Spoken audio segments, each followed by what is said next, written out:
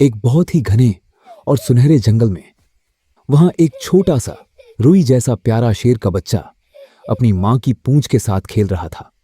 दोनों अपनी ही दुनिया में खुश थे, लेकिन उन्हें खबर नहीं थी कि कुछ ही दूर झाड़ियों के पीछे एक क्रूर शिकारी अपनी काली परछाई में छिपा हुआ उन्हें घूर रहा है।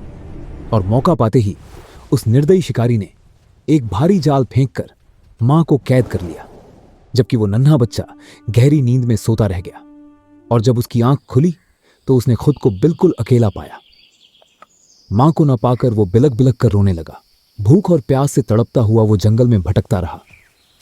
उसका छोटा सा दिल डर से बैठ रहा था कि तभी उसकी नजर जंगल के बीचों बीच एक प्राचीन खंडहर हो चुके मंदिर पर पड़ी, जहां एक उम्मीद की किरण जागी और वो नन्हा शेर भगवान की मूर्ति के सामने अपने छोटे छोटे हाथ जोड़कर तपस्या करने बैठ गया।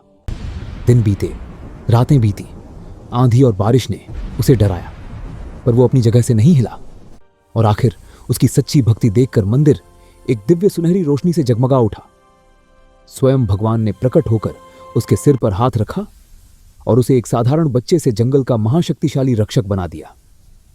इस नई शक्ति का आभास उसे तब हुआ जब एक जहरीले सांप ने हिरण के मासूम बच्चे को जकड़ लिया। लेकिन नन्हे शेर ने बिजली की रफ्तार से हवा में उड़ते हुए उस सांप को एक ही मुक्के में आसमान में दूर फेंक दिया, जिसे देखकर जंगल के सारे जानवर हैरान रह गए और उसे अपना मसीहा मान लिया। मगर कहानी अभी खत्म नहीं हुई थी, क्योंकि वो दुष्ट शिकारी वापस आया और इस बार उसने कछुए और खरगोश के बच्चों को अपने बोरे में भर लिया। जब उनकी माएं रोती हुई शेर के पास पहुंची और एक बूढ़े भालू ने यह राज खोला कि वही शिकारी उसकी मां को भी उठाकर ले गया है, तो शेर के सब्र का बांध टूट गया और वो सुपरमैन की तरह हवा को चीरते हुए शिकारी की डरावनी गुफा की ओर उड़ चला, जहां अंधेरे में लोहे के जंग लगे पिंजरों में उसकी मां और बाकी बच्चे कैद थे। शेर ने पिंजरा तोड़ने की कोशिश की, तभी शिकारी ने कोड़ा लेकर उस पर हमला कर दिया। लेकिन अब वो डरने वाला नहीं था। उसने अपनी दिव्य शक्ति को समेटा और एक ऐसी भयानक धाड़ मारी कि पूरी गुफा कांप उठी। उसने अपनी सुनहरी ऊर्जा से शिकारी को हवा में उछाल दिया, जिससे वो दीवार से जा टकराया और गिड़गिड़ाकर माफी मांगने लगा।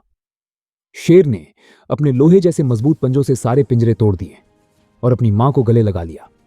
और अंत में वो नन्हा रक्षक बचाए गए बच्चों को अपनी पीठ पर बैठाकर डूबते हुए सूरज की लालिमा के बीच उड़ता हुआ वापस अपने जंगल आया, जहां सारे जानवरों ने फूल बरसाकर और नाच गाकर अपने नन्हे राजा का स्वागत किया।